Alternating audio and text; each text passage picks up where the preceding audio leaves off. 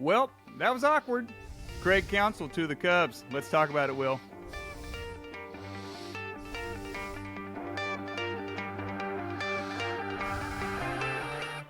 What's going on, guys? Welcome to episode 56 of Bringing the Heat. My name's Cody Pyatt. With me, as always, the four-seam fastball of co-host Will Sism. Brother man, it's like 2 weeks from Thanksgiving. I don't know, man. Are your Christmas trees up yet? The Christmas tree's not up, but we do have an outdoor decoration that we've already put out. So it's quickly approaching. I'm sure the Christmas tree will be up here in the next week or two. Dude, it is the best. And I know there's a lot of people in this world that are like, okay, wait for Thanksgiving. Yeah. And I think I used to be that guy. But anymore, I just need as much joy and cheer in my life as I can handle. So, guys, get them up. You know, September rolls around, the fake Christmas trees. Or if you have a neighbor that has a nice, a pine tree, just ask for forgiveness later, because that's what Christmas is about, Will. Yep.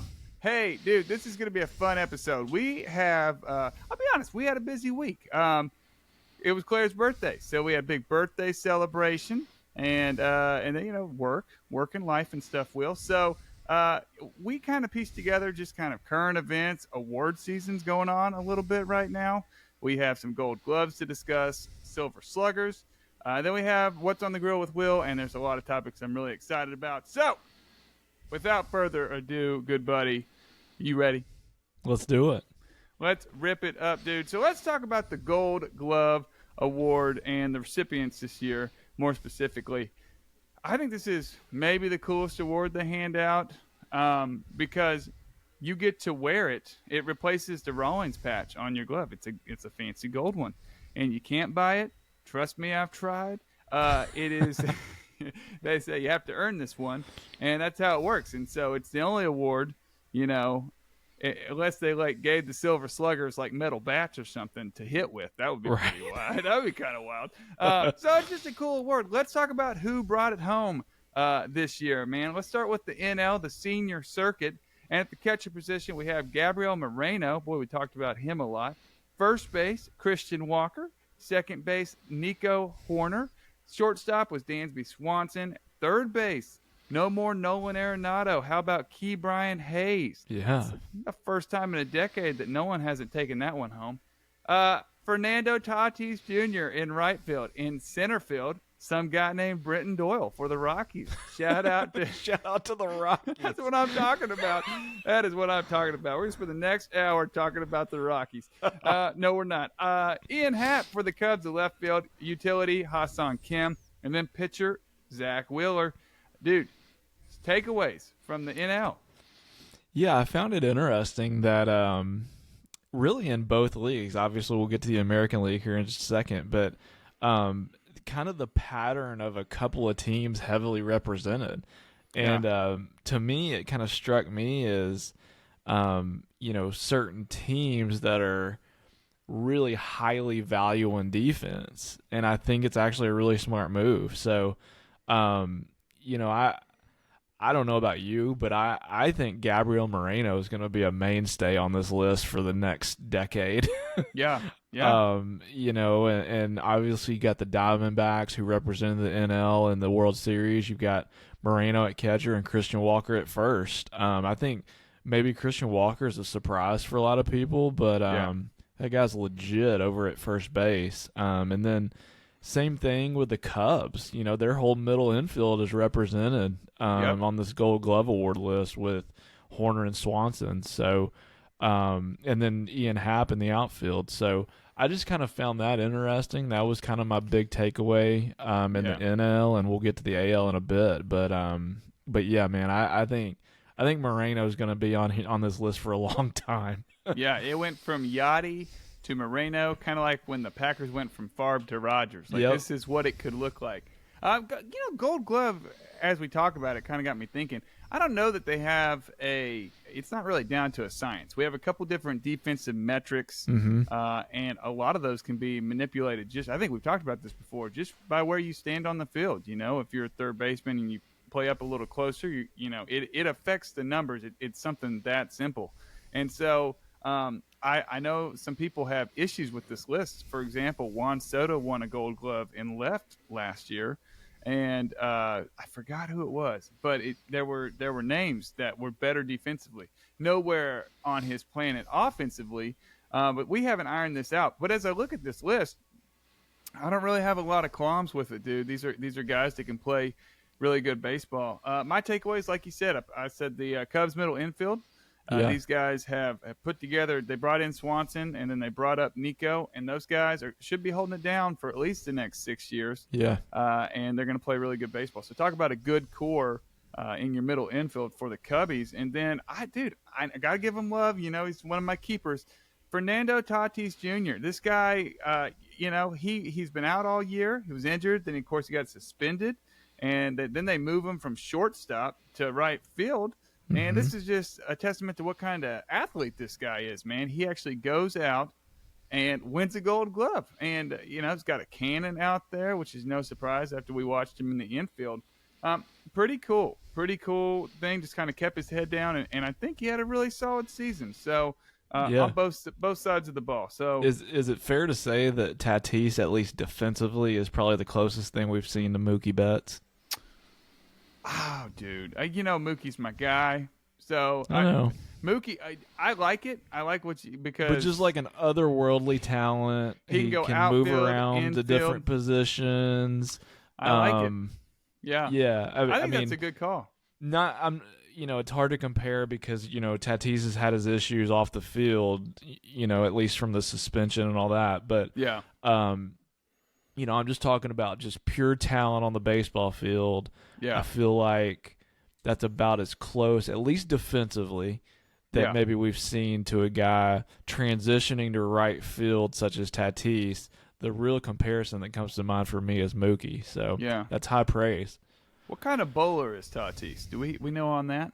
I don't know. That's a good question. Mookie's bowled PBA 300. Yes. That's all I'm saying. Moving on to the AL, dude. I like that comparison. I do. That's a great call. And what a weapon for your team. Let's see if San Diego can turn it around and use that in some fashion. For the American League, I realized I have NL on the sheet. We have 2 NL lists here. Just kidding. American League, Jonah Heim for the Rangers took it home for the catcher position. First base, another Ranger, Nathaniel Lowe. At second base from the Guardians, Andres Jimenez. Shortstop was Anthony Volpe. That's the young gun for the Yankees. Third baseman, Matt Chapman. Soon to be free agent, for the Blue Jays. Right fielder, Adolis Garcia. We know him, Rangers. Kevin Kiermaier. He did it a long time in Tampa Bay for you, Will, but he did it for the Blue Jays this year. Stephen Kwan, Guardian again. And then for Util, we have Mauricio Dubon. And then at the pitcher position, Jose Barrios, another Blue Jay. What sticks out to you, bud? Yeah, same kind of thing as I mentioned with the National League. Just the multiple players from certain teams is what strikes me. Number one that jumps out is the representatives of the Rangers, obviously the world champs. So, Heim as the catcher, which I expect to see him winning more of these in the future. Then obviously Lowe at first base, and then Adolis Garcia. I think I'll just speak for me. I honestly don't know that I realized until watching a ton of the playoffs and the Rangers in it. Yeah. I don't know that I realized how good of a defensive player Adolis Garcia was. Quite honestly. That's fair. I'm with you, dude. I knew that he had the arm, right?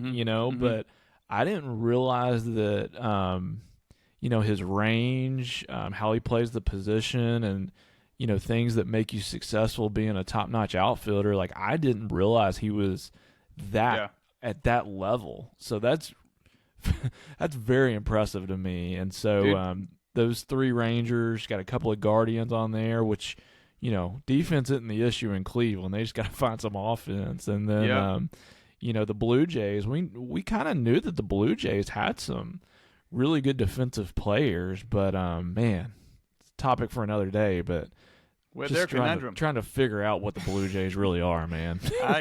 You look at them on paper, you're like, what's the problem here? Yes. I don't know. Dude, everything you said, the Rangers hat trick, I really like it. I like what you said about Adolis. I mean, in the World Series, there would be a ball off the bat. I'm like, that's in the gap, and then Yes. this dude is like a gazelle. He's like, Yeah. I don't know. He covers a lot of ground quickly, and what a stud. Only other thing I saw that I was like, wow, that's pretty impressive is Volpe Mm-hmm. for the Yankees. He's a Mm-hmm. 22-year-old rookie. He had a really tough couple of months defensively when he came up. I mean, he was always a glove first guy, but he bounced a couple, threw a couple away, and it was almost like, wait a second, does this guy have what it takes? Well, offensively, there's some work to be done there, but he really turned it around on the defensive side. A couple people have said, maybe there wasn't a lot of competition in the shortstop position. The only other guy was Correa, who had a Yeah. pretty solid year. But no, I like that he gets it, and let's see what he does. The last rookie shortstop to win it for the Yankees was. Derek Jeter. That's it. That is it. Good guess, dude. That's why I pointed to you, because I knew he'd know the answer. Yep. So that's it. Hey, let's The transition. captain. The captain. Aaron Judge fans are like, what? No. The guys who love Aaron Judge also love Derek Jeter. So, Mm-hmm. Hey, talked about gloves. Let's talk about the stick a little bit, Will, and the Silver Slugger Award. Back to the NL here, buddy. At the catcher position, William Contreras for the Brewers. At first base, Matt Olson for the Braves. Second base, Luis Ariz, a Marlin. And then we got our shortstop, Francisco Lindor for the Mets. Another Brave at third, Austin Riley. What a stud. I'm going to keep saying it. It's going to keep popping up. Braves in the outfield here. Ronald Yeah. Acuna Jr., it was a nail-biter. He almost didn't get it. Just kidding. Mookie Betts and Juan Soto are other two outfielders. And then we have DH Bryce Harper. Cody Bellinger, Cody Bellinger for the Cubs. I typed Dodgers. Crush this list. Crush this list at 4 a.m. yesterday. That's hilarious. And then the team award goes to the Braves. Big surprise there. No surprises for me, Will. What do you like for the Silver Sluggers? Yeah, I didn't have any issues with the list. Maybe a little bit surprised that somebody like Sean Murphy for the Braves wasn't on there instead of Contreras. But I tell you what, Contreras for the Brewers had a really, really strong second half of the season, which will be really interesting when we get to the catcher breakdown here in a couple of weeks. Talking about kind of where we see in the pecking order, where we see William Contreras, and he was a little disappointing to start off the year, but then he really kind of figured it out. He was their offense for times in the second half. You were correct. Yes. And then, but really the rest of the list, man, you look at this list and I'm like, man, future Hall of Famer, future Hall of Famer, future Hall of Famer. Yeah. It's a little bit weird, I'm not going to lie, not seeing Freddie Freeman on the list. That's true. That's to me, that's really the only clear, like, missing piece that I don't quite understand. Yeah. I get Matt Olson had an awesome year, but Freddie Freeman not being on there feels a little weird. But other than that, no issues whatsoever, and all very deserving. Yeah. Well, I think honestly, you just they had one guy better, and I mean that's gonna be like maybe one of the hottest debates, especially, and we'll talk about it later. Bryce Harper being named the first baseman for the Phillies. Yeah. Now you got like a three-headed monster at first base. And I think that's what it was though. Matt Olson just had a incredible, out of his mind year. I think he led the league, 54 home runs and like 130. I don't have the numbers in front of me, but 130, 140 RBIs. Really great year for him. You're right though. No, Freddie's kind of odd, but I like that list. A big shout out to Cody Bellinger. He went to the Cubs. He reestablished his image as one of the best left-handed outfielders because he's always had the glove. He can go first base, outfield. He's Gold Glove at both. And he said, "I'm going to sign a 2-year deal," or really, it was one with an option. And obviously, that has been declined. And he is going to hit free agency here. He's going to make some money. Money. He's going to go to the Red Sox. It's going to be outfield for the Red Sox. And, hey, stay tuned for our free agent prediction episode. Everybody's going to the Red Sox, okay? Yamamoto, Shohei Ohtani, Blake Snell, Aaron Nola, everybody. So, I just got a good feeling this year. So Red Sox are going to have the first ever $1 billion payroll in the majors. Yep. Trillion dollar. Yep, that's what's going on. No, dude, but seriously, Cody Bellinger, way to go, bet on yourself, and turn it around, dude, because he has it. We've seen it. We saw it when he won his MVP, and he had some down years in LA after that shoulder injury, but I think it's going to be all good things ahead. Still a young guy. He's like 29, so he's still got some time, Will. In the American League, it's riddled with your guys. I mean, how about these names real quick? Let's start with the catcher, Adley Rutschman. That's Will's man crush. First baseman, Yandy Diaz, Will's man crush. Marcus Semien, Will's man crush for the Rangers. Corey Seager, big man crush for at shortstop. This is my man crush now, Rafael Devers for the Red Sox. The only piece of hardware my Red Sox are winning this year. Shout out to Rafi. Luis Robert. True story, guys. If you're listening to this, this is Will's kryptonite. If you have him on your team, you will beat Will in fantasy. Yes. So you got Luis Robert for the White Which Sox. is why I traded for him this year so that nobody else would be able to use him against me. Got to get ahead of it. I love it. You got to get ahead of it, dude. Let's see. Kyle Tucker for the Astros. Julio Rodriguez for the Mariners are the other two outfielders. Obviously, DH, you have to go Shohei. And then Gunnar Henderson.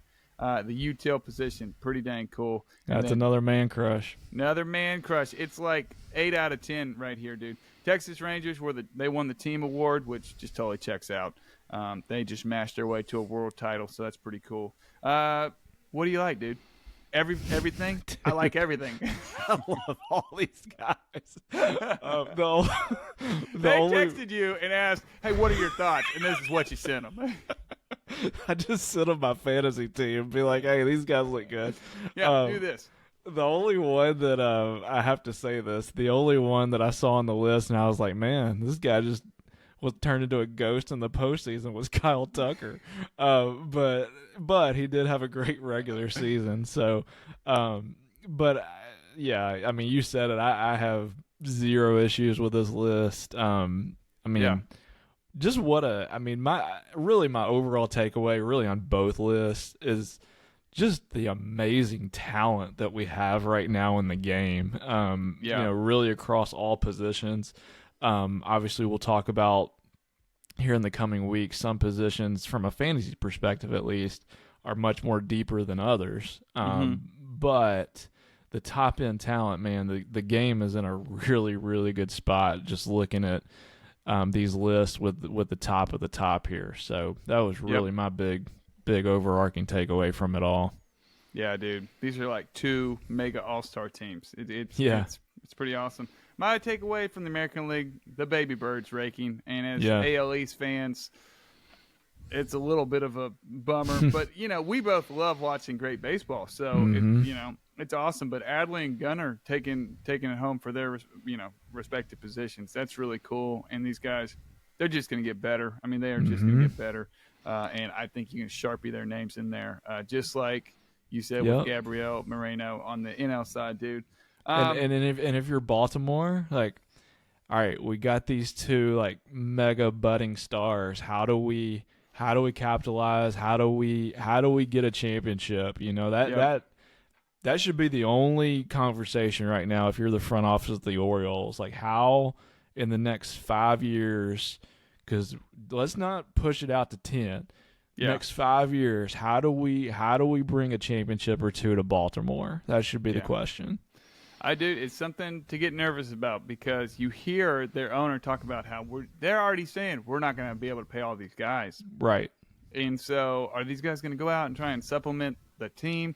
I mean, they brought in a Gibby, Kyle Gibson, which, I don't know. They need what they've always needed, which are a couple of frontline starters. And that kind of reared its ugly head in the playoffs a little bit. Obviously, that bullpen's nasty. And, yes, it's different if, dude, help me, Felix Bautista doesn't go down. I was like, We are recording midday. There's no excuse for me not to remember people's names. Yeah, Bautista doesn't go down. I wonder if that playoff run goes a little bit different. Yeah. We'll see. They kind of It's going to be fascinating to watch them, though. They have got to be ultra aggressive these next couple of years, because especially if they know they're not going to be able to re-sign both of these guys. Yeah, I'm just a little nervous, dude. They're going to be kind of like the Blue Jays a I little know. bit. Even the Blue Jays have gone out and got people, dude. I just don't know what's not working. But for the Orioles, you can say we gotta shape up this pitching staff and we'll be good. Just starting pitching. So it's gonna be very interesting. Some changes on the way, hopefully, if you're a Baltimore fan, in that pitching staff, and some changes are on the way for some teams we're going to talk about on What's on the Grill with Will. Let's hit it, buddy. Our first topic of conversation. We got 4 different proteins here, bud. Let's talk about it. We have some new managerial faces in some new places. Let's start with, dude, the highest paid manager ever, Craig Counsell, going to the Cubs. Baseball world was waiting. We waited patiently for him to either stay in Milwaukee, go to New York, go to L.A., and then what pops out? Just he's going to the Cubs. And we're like, they already have a manager. And then the Cubs said, not anymore. See you later, David Ross. Dude, this was kind of mind-boggling to me because it wasn't even on my radar. What are your thoughts? Same. When I saw that Counsell was going to the Cubs, I was like, oh, they did a misprint and meant to put Mets, but no, like I was stunned. I was, because I mean, we knew that there was kind of going to be a bidding war. It seemed like between a couple of teams for Craig Counsell, because it was, at least to me, it was obvious he wanted out of Milwaukee. Yeah, I think he kind of see the writing on the wall. Brewers aren't going anywhere anytime soon because they're about to rebuild, and I've done all I can here. Windows closing. It's time for me to go somewhere else, and so I fully expected the Mets, and but yeah, when I saw news broke and it was the Cubs, I was like, whoa, what did David Ross do? Yeah. So hey, congrats to Counsell. I feel bad for a guy like David Ross. Obviously, we don't know the inside scoop. We have no idea if there was something else, that obviously we don't know if something happened there or not. But Craig Counsell, the Cubs, man. I feel like this might be maybe this is the Cubs saying, hey, we're back. We're going to be a major player again, and let's go. So if that's the case, I'm excited about it. No, I hear you. I mean, they went out and spent money last year. They got Belly, Dansby, and I think you could be right. It's interesting to drop $40 million on a manager. 5 years, $40 million. That's $8 million AAV. I love easy math problems, dude. Makes me feel like I still got it up here, dude. I feel bad for David Ross, and I understand it. That's it's no different than when a free agent comes in, like a free agent shortstop, and then your shortstop still on. Yep, that's kind of how it is, and so I understand it. I don't think it's mean per se. It's just kind of how it works. Yep. I think he'll get right back in that chair, and he'll manage somewhere else. There's still jobs open. We're going to talk about it in a minute. We'll see. There's a couple different lines of thoughts in the way that some people don't know what a manager brings to a organization, but obviously this guy was very well sought after, and I'm excited for him, man. I'm excited for the Cubs because baseball is better when Chicago is in it. That's just 100%. That's just the truth. And so, super excited. Richest manager contract in MLB history, so it kind of resets that number there. Pretty wild. Did a little research. He beat Joe Torre from like 20 years ago, and he had $7.5 million a year. So, and that was 20 years ago. So that would be worth a lot more money now. So it's kind of wild, but good for him, man. Good for him. Go do big things. I think that's close to where his family lives. He has kids in college around there. So, hey, human element, human side of it. Another big name going from one place to another. Ron Washington to the Halos, which is kind of cool. He took some time out of the managerial seat per se. He was a third base coach and infield instructor for the Braves. Obviously won a World Series with them in 21. Last we saw him as a manager, he went back-to-back World Series with Texas in 2010, 2011. Couldn't get the job done, but everybody knows he is a baseball guy. What do you think about that for the Halos? It's really interesting to me. I'm very happy for Ron Washington. By all accounts, everything that I've ever seen on the guy, everybody just loves him. Mm-hmm. So I'm super happy that he's getting this opportunity. Really, though, what it tells me from a baseball standpoint is the Angels know that they are about to go into a heavy rebuild. Yeah. And I think that they're going after a guy that they feel like can really, really head up the development of a bunch of young players. Yeah. I don't know that anyone knows what this Angels roster is truly going to look like. Not only this year, Yeah. but really fast forward 2 to 3 years down the road, I don't know that we have any clue, what that roster is going to end up looking like. So, I think that, like I said, I think it just kind of solidifies for me that they want a guy who knows it's going to be really good with young guys, develop them, knowing that they're in a rebuild for the next several years in that division. Yeah, I'm with you, dude. I kind of feel bad. It's like it's a bittersweet kind of moment because, dude, this job would have been really appealing like 2 years ago, and you got Shohei and you have Trout kind of a little bit more in his prime. I mean, what can he do? Everything you said. He can bring up a young core, but there is no young core to be had in LA right now. I mean, they have the dead last farm system in Major League Baseball. I don't know what would change that?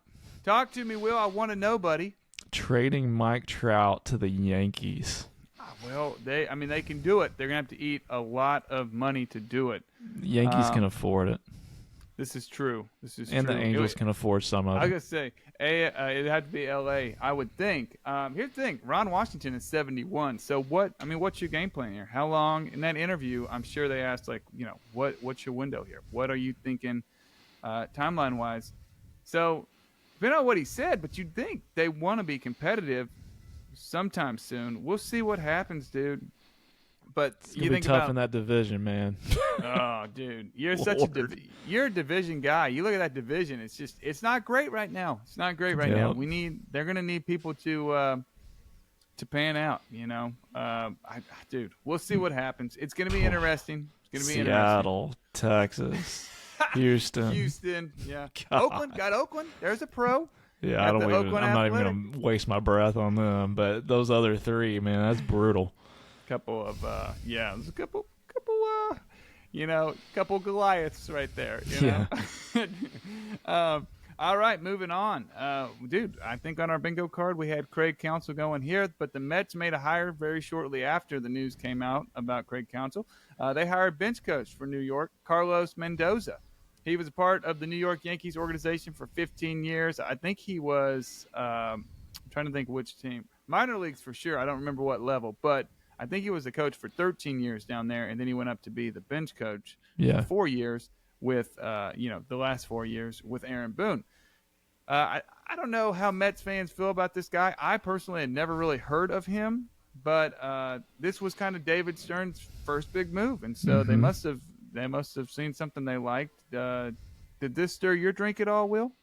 It was interesting because I just, when I think of the Mets, I think of like Big Splash, But I don't mind it because when you really think about it, New York, as far as just a big media market, high pressure, especially now that the Mets have such a big payroll. So high expectations. And, obviously if you've been familiar with that Yankees clubhouse and the Yankees media market, coming over to, the Mets organization, I feel like that's somewhat of a, not necessarily an easy transition, but maybe a little bit smoother transition than maybe somebody else who's coming from a small market all of a sudden to New York.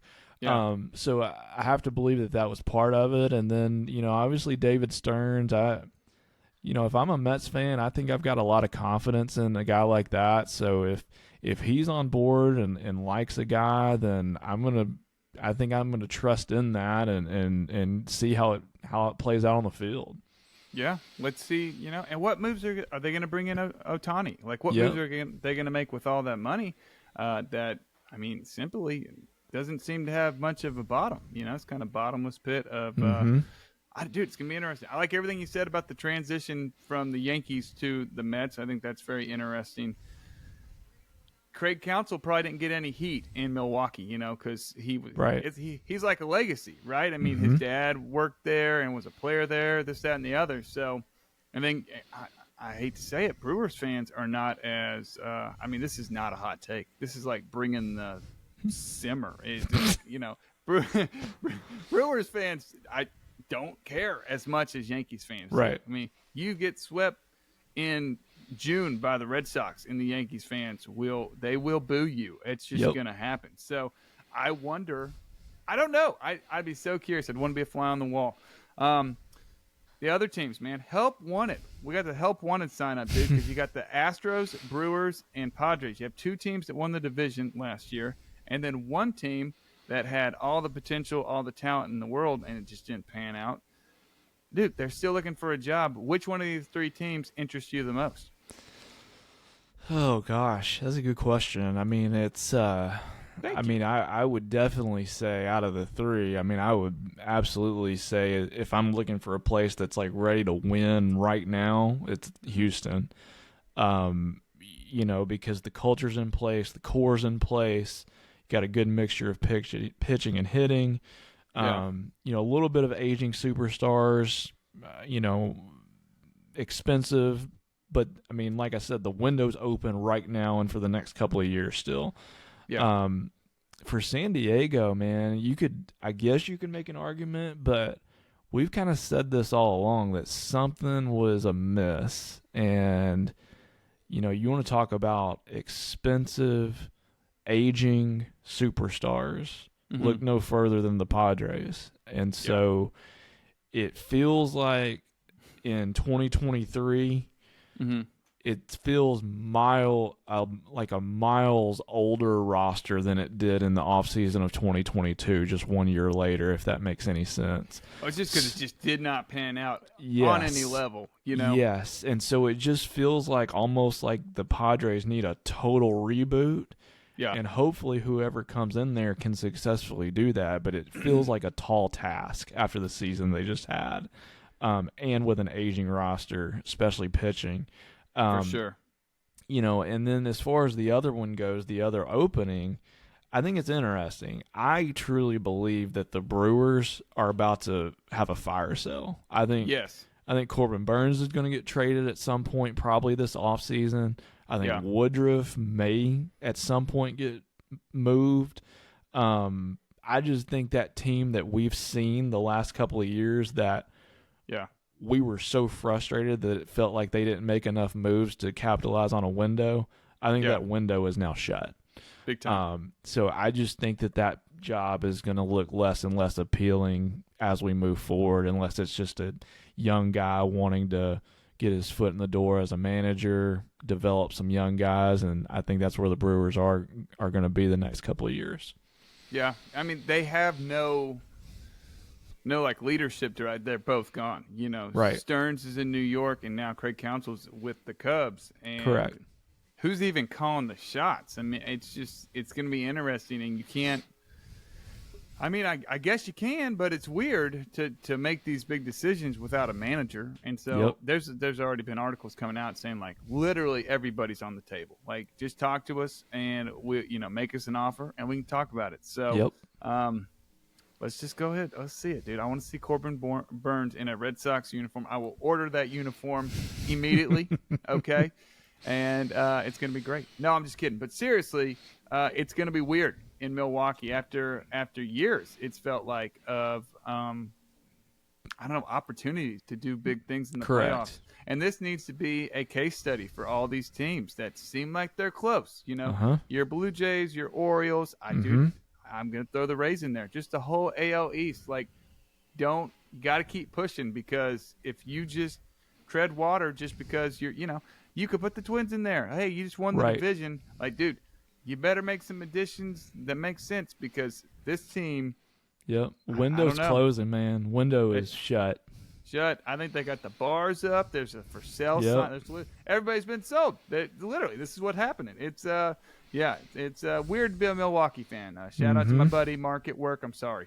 Yeah, I like Astros. I like Padres. Obviously, the Astros, what you said, I like their. It's going to be, dude, this team in 3 years, it depends on what they do, but Jose Altuve and Bregman, I am like 99% sure are going to be free agents after this year and then after the next year. So Yep. in 3 years, depending on what they do, it's going to be weird. So Yep. I don't know. There's the window's still a little open. I would still make some pitching adjustments, but you know, you're going to have some people coming back from injury. It's going to be a lot of fun. Moving on, Will. Our third point here, buddy. Bryce Harper to the Phillies. Well, he's been on the Phillies. He will be the Phillies' first baseman in 2024. Dombrowski came out and told reporters Wednesday that Bryce Harper will be their everyday first baseman in 2024 and beyond, which likely ends Rhys Hoskins' time in Philadelphia. What a difference a year makes, dude. I wrote down because you remember last offseason, he was this iconic Philly guy with that bat spike in the World Series. And now, you know, one injury later, dude, it's really unfortunate. But this guy, not even a part of the picture. What are your thoughts on that? Yeah, I'm kind of with you. I mean,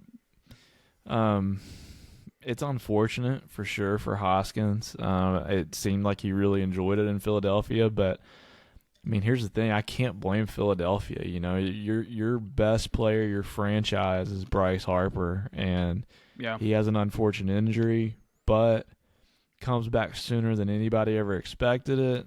It goes way better. The first base experiment goes way better than probably anybody thought it would. And, you know, if that's where he's comfortable at moving forward and that's best for his health, that's what you got to do as an organization. And unfortunately, the non-benefactor is Rhys Hoskins in this case. But, hey, I think Rhys Hoskins will probably land on his feet somewhere. It'll be interesting to see which team signs him. And I'll be rooting for him as far as a comeback or a bounce-back player off an injury. Yeah, I see him maybe doing like a 1-year deal and then kind of reestablish, kind of what Bellinger did. And then he could get paid next offseason, just kind of like reset yourself in the market and just prove you still got it. He's a good guy, dude. He did a lot in the community for Philadelphia, I was reading about. And they're going to miss him for sure, but I know they appreciate what he did. And it's going to be fun to watch him, dude. He's got two fans in us, that's for sure. Last point, man. Let's talk qualifying offers. Now, a little clarification with Cody time here. Qualifying offer is a 1-year deal offered upon upcoming free agents. The salary amount for that deal is an average of the top 125 salaries from the prior season. And this year, that mark is set at $20.3 million. This always goes up because that's just how it works. If the prospective free agent declines, there will be a compensatory draft pick sent to the team that signs the player to the original team. If that makes sense, a player can only be offered a qualifying offer once in his career. This year, getting to the meat of the conversation, well, there's been 7 players that received the qualifying offer, and I will read them now. Shohei Ohtani, Cody Bellinger, Josh Hader, Blake Snell, Aaron Nola, Sonny Gray, Matt Chapman. Dude, is anybody going to accept for the 1-year deal? It's really interesting. I mean, I highly doubt it. I would just be of the mindset of, you know, especially these guys, most of them are still in their prime or just barely on the back end of it. You know, I would think for a lot of these guys that, you know, obviously money is important, but I would assume that most of these guys are looking for a certain, you know, time, you know, a set amount of years, whether that's 3 years, 5 years, 6 years, whatever. So I would imagine that most would decline just because they're looking for a little bit more long-term security, you know, especially in the possibility of injuries, especially if you're a starting pitcher. So, So, yeah, I mean, I would be very surprised if any of these accepted the 1-year deal. But, hey, if any of them do, you know that they're looking to have a big year this coming up year, and then really hit it big next offseason. Yep. Yeah, that's true.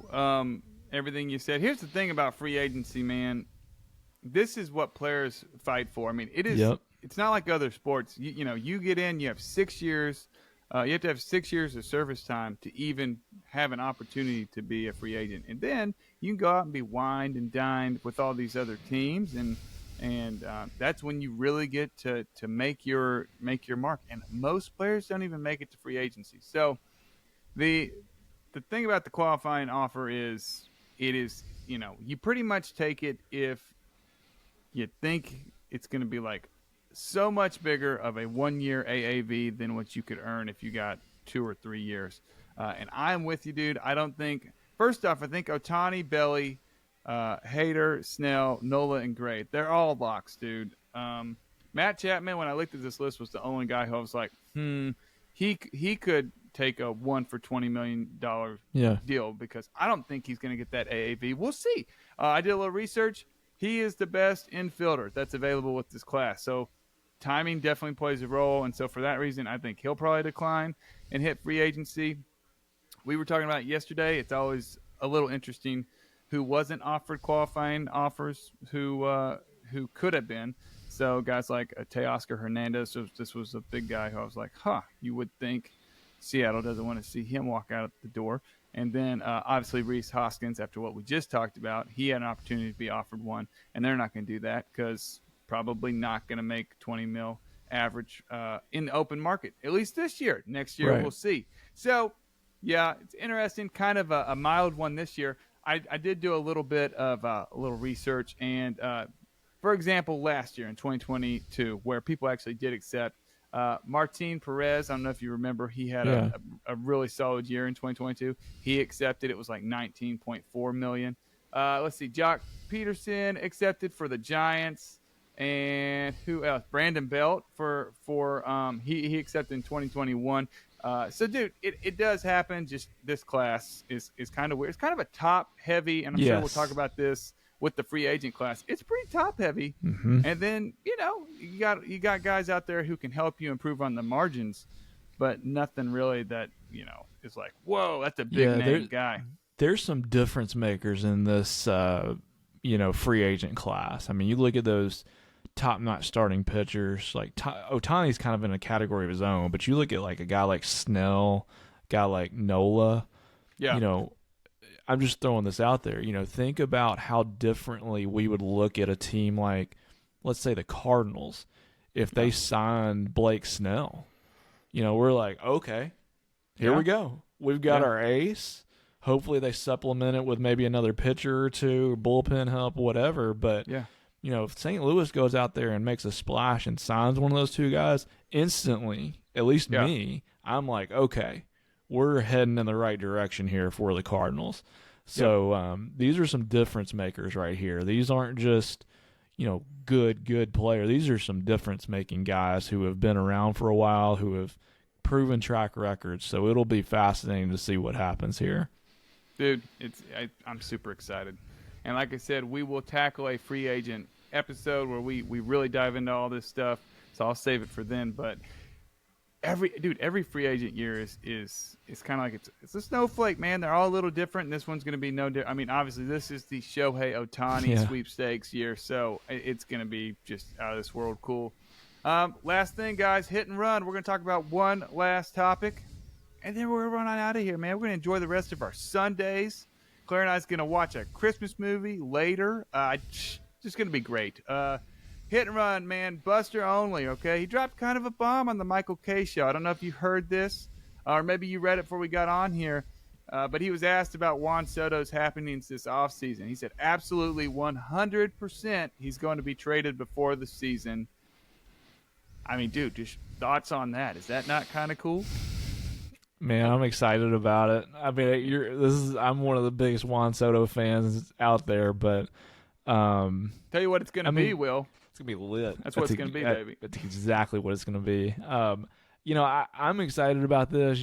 Just with the comments that were thrown out there during the season last year in San Diego, you could tell, like, here's the thing: when superstars say things and that stuff gets out, they're trying to send a message. And Yeah. as soon as some of those things got out, you could. Once that got out, I was like, okay, yep, he's not going to be here long term. Like it's just something ain't right. Yeah. And so I'm excited to see what happens. I've thought all along, and I think Cody, you've said this too. Like the Yankees make so much sense here. Yeah. I mean, they really do. You talk about a win-win. Juan Soto going to the Yankees. Yankees getting a guy like Juan Soto, left-handed bat in that division. Outfielder. Yes, outfielder. I mean, Short as much porch. as I'm not a Yankees fan, and I know Cody, you aren't either. But man, that is just seems like a match made in heaven right there. Yeah. I wouldn't be surprised though if team like the Cubs, the Giants, somebody like that were to really make a push for him. Hey, we'll see. It's going to be a lot of fun. I'm excited to see this. I think this is going to be obviously Ohtani's the big storyline that everybody's going to be talking about. But if this does indeed happen, some sort of a Juan Soto deal, this is going to be a pretty close second as far as free agency goes. Yeah. Dude, I got a little nauseous thinking about Aaron Judge. Aaron Judge and Juan Soto in the same line. I'm like, right? Dude, that's not good for us. That's not good for us. I have a question for you, just as a fan, and maybe this is a dumb question, and you just go ahead and tell me, and we'll move on. But okay, if you were like, okay, the Rays can have one of these guys, and financially they would spend the money. Let's just get past that. We're in hypothetical land now. Mm-hmm. Would you rather them have Juan Soto or Shohei? That's a great question. I mean, so if I knew that Shohei was gonna get back healthy and be able to pitch, I would definitely say Shohei. If you told me though that Shohei's not quite going to be the same, pitching, and we're just purely talking about the bats, it would be a really, really hard decision because I think Juan Soto, I think he could be every bit as good as Shohei with a bat. Yeah. I think he's proven that. And I think that towards the end of the year, he was kind of getting that groove back again. Mm-hmm. And he's, if I'm not mistaken, is he not just still a little bit younger than Shohei? Oh, he's much couple younger. Of years? Yeah. He's 20. Dude, he's 25. I mean, he's 25. Shohei, I'm looking it up. He's 29. So there you go. So that, I'm not trying to ride the fence here, but if you were to tell me that Shohei's not going to pitch anymore, I think I would barely lean Soto just because I'm getting a younger player. I'm getting a guy who has basically as high of a ceiling just about as Shohei with a bat in his hand. So, that's a heck of a debate, though. I'd lean Soto because I feel like what it's going to take to get Shohei on your team is going to be a Mike Trout-esque anchor in the payroll department. Oh, yeah. And he was underpaid when he signed that deal. I mean, it's going to be it'll make sense if he pitches and hits as well as he did when he was healthy this year. But if he doesn't, all of a sudden it's just like the Angels. And the Angels had both of them. Oh man, jeez. They really, you want to talk about missed opportunity, dude. Oh God. And then they went all in. It's like in poker, they went all in, but their hand sucked. It's like they went all in and realized they were bankrupt. Yeah. Oh, I'm not at the table anymore? Oh. Yeah. Dude, oh my gosh. Yeah. It must be a bummer. Good thing there's a lot of fun stuff to do in L.A. You got the beach, I think. The weather's always nice. Disneyland. Got the Lakers, probably. Yeah. I don't Clippers. Yeah. Clippers, yeah. James Harden's Clippers. Dude, oh man, L.A. Man, what an episode. Kind of kept it high and tight, right at like 50 minutes, I think. Maybe a little less, maybe on the 45 mark. I kind of like it like that. Yeah, me too, dude. Anything before we head? Man, no, I'm with you. This was a fun episode. I tell you what I'm really excited about, though. Next couple of weeks, we're going to dive back into off-season previews. We're going to talk about some other interesting stuff in the offseason. We're going to continue to hit on free agency. I'm excited, man. As much as I love the regular season, I swear I like the offseason just as much. So this is going to be a fun offseason. I really believe that. It's going to be great. Hey, just continue to be patient with us on the scheduling aspect of things. Here's our goal for the next episode. We're going to look at where we were right, where were we wrong last year, okay? I think Will and I came in with some pretty heavy assumptions. Felt like we knew what the landscape of fantasy baseball was going to look like. And, dude, we were right about, and had some success in some leagues. And then we were wrong on some stuff. And so we're going to dive into that. And then whatever the second half of the show, we're kicking around maybe free agent previews or, we'll just see what happens, man. And we'll just throw it on the grill and see how it cooks. But anyway, we slice it up. We're really excited, really thankful that you guys are here. At BTH_Cody and at Will Sism on X or Twitter if you want to reach out to us. Check us out on YouTube, guys. It's bringing the heat, and it's also going to be in the description of this podcast. We really, really appreciate you guys. But until next time, thanks for listening to episode 56 of Bringing the Heat.